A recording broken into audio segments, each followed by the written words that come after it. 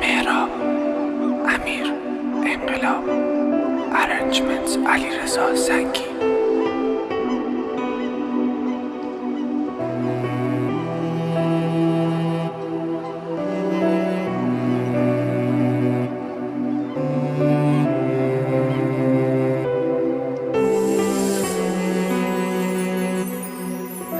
این اواخر میونه سردی داشت، هر کاری دلش میخواست میکرد، میگفت مردی باش.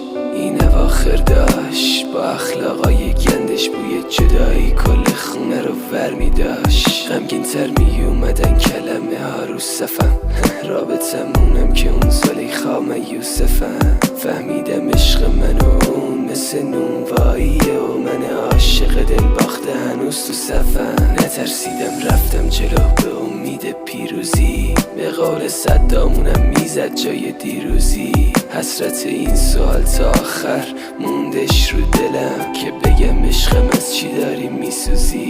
خدافزی همیشه سخته، گریه نداره، هر شروعیم واسه خودش یه پایانی داره. مثل یه ساختمونه خیلی خیلی بلند که به جای زیر بنا روی دوتا پیش سواره. میرم و روزای خوبمون میشه خاطره، میرم که بر کسی که دوست داره پا بده.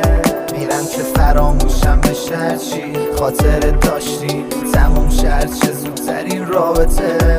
میرم و روزای خوبمون میشه خاطره، میرم که بر کسی که دوست داره پا بده. میرم که فراموشم بشه هرچی خاطره داشتی تموم شد چه زودترین رابطه. دیدم داری میری، گفتم بذار بره، گفتم کسی رو به زور نمیشه کرد محاصره.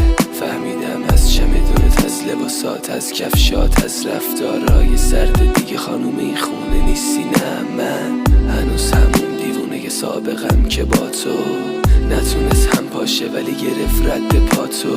ببین بعد تو حتی بهار برگریزونه، حال من کنار الکل امشب بد میزونه. ماشالله رفیق خوب من، روش کردی با غریبه رفتی پشت کردی سوی من. حلالت با رفتنت فهموندی به ما آخر کاری، اصلا تو قرآن از کثافت کاریات روایت داری. برو میسوزونم اکساتو، حرمت نون و نمک و نفهمیدی دستاتو. پس میزنه یه روز اونم مثل من میفهمه رسم عاشقی اینه، بساز و بسوز.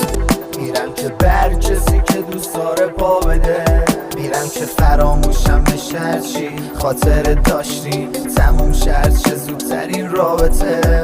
میرم و روزای خوبمون میشه خاطره، میرم که بر کسی که دوست داره پا بده. میرم که فراموشم بشه هرچی خاطره داشتی تموم شد چه زودترین رابطه.